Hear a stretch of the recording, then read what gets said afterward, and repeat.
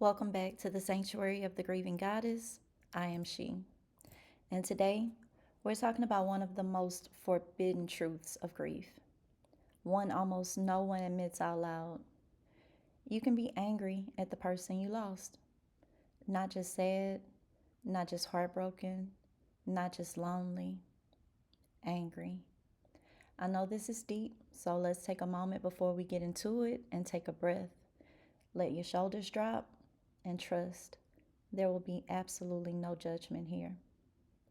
Anger is a part of grief in the same way sadness is. It's not disrespectful, it's not immoral, it's not unloving, it is human. And today, we are naming it.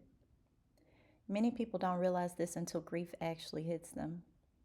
Love doesn't cancel anger, and anger doesn't cancel love. You can miss someone so deeply that your chest aches and still feel furious about the choices they made, the circumstances that took them, or the pieces of your life you were left to carry alone. You can want them back and also be angry that they left. You can honor their memory and still feel the sting of everything that didn't have to happen.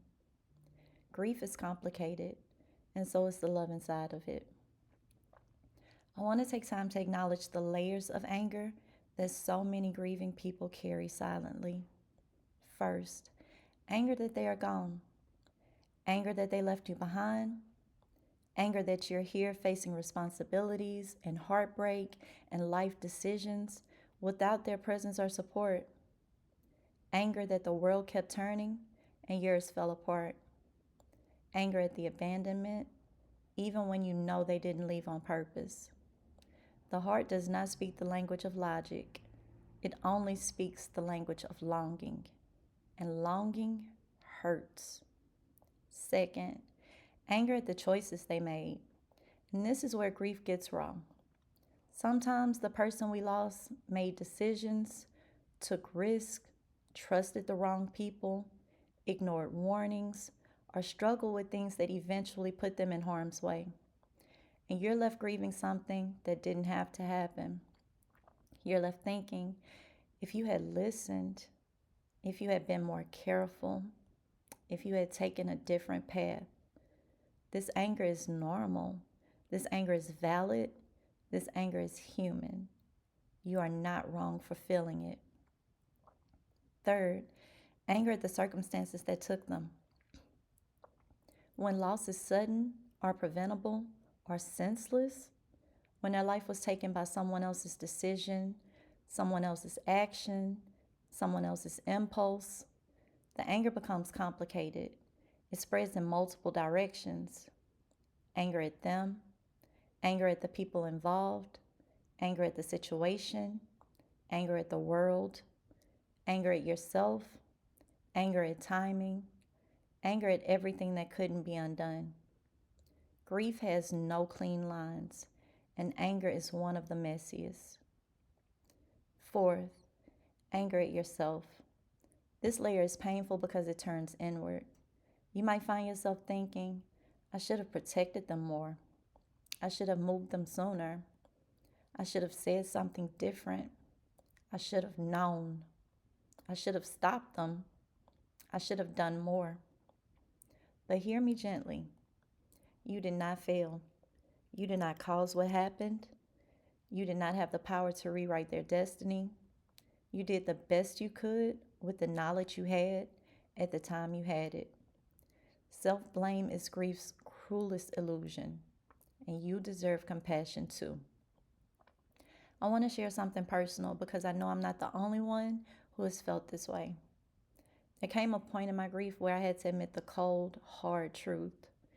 I was not just sad, I was very angry.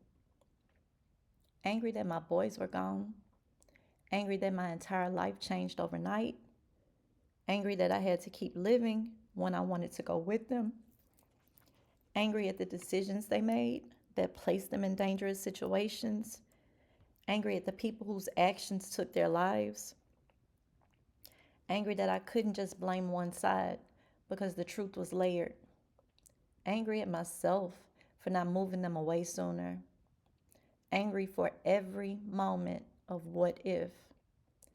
And I sat with that anger for a while before I realized that anger was the emotion left standing after everything else collapsed. But here's the most important moment from my own journey. I realized that if I didn't use my anger to do something beneficial and purposeful, it was going to be the death of me too. And that was my turning point. Not healing, not closure, not forgiveness, just survival, just choosing not to drown. And from that moment on, I treated my anger not as a shameful emotion, but as a wound that needed tending. Anger exists in grief because that anger points to love. You are angry because they mattered, because they cared, because they were a part of you, because their loss split your world, their absence changed your identity, your life rearranged itself without your consent. Anger says, I loved you so much that losing you reshaped me. And that's not shameful. That is sacred admission. People shy away from talking about anger and grief because they fear sounding ungrateful, unloving, dramatic, or even disrespectful. But anger does not disrespect your love. It honors your humanity. Let me say that again. Your anger does not mean you love them any less. Your anger means their absence changed you deeply. Release the shame. It does not belong to you. Allow yourself to admit that anger so that you can forgive them and yourself. Forgiveness and grief is not approval. It's not forgetting. It's not pretending.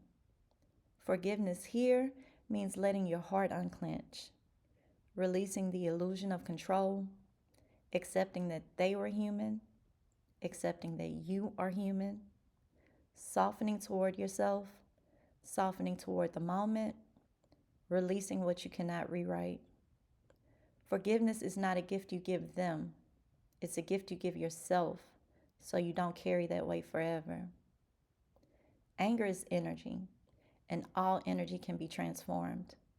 You transform anger by speaking the truth of it, naming what hurts, giving yourself permission to feel it, releasing the shame around it, learning who you are now, using the fire to clarify your purpose, turning pain into wisdom, turning grief into compassion, honoring what you lost, and honoring what you survived.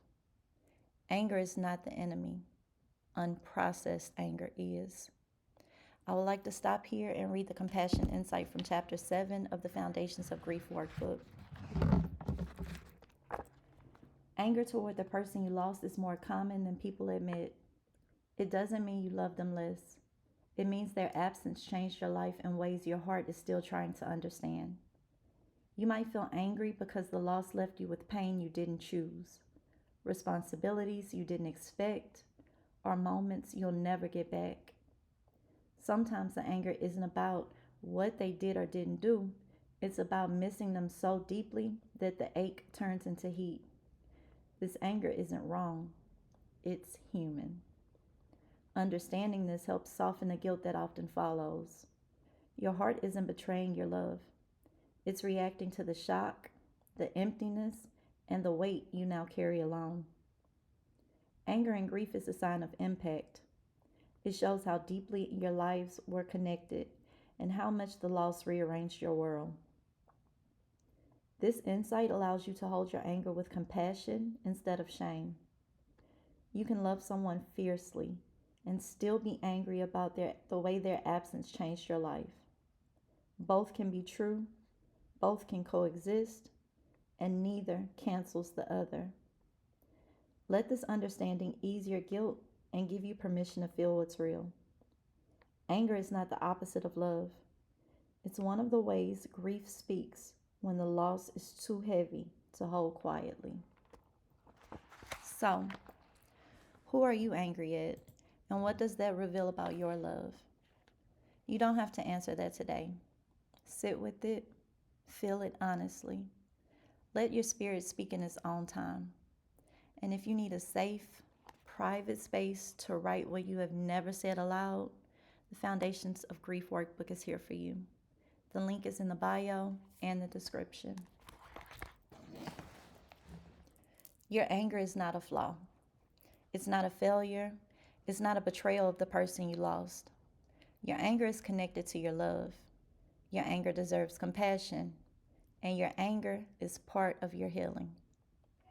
In the next episode, we're talking about a different kind of grief, the pain of losing someone who hurt you. When love and harm coexist, the grieving is different, and the healing requires a different kind of honesty. Until then, please be gentle with your anger, gentle with your forgiveness, and gentle with the parts of you trying to transform what almost destroyed you. And remember, you are never alone here.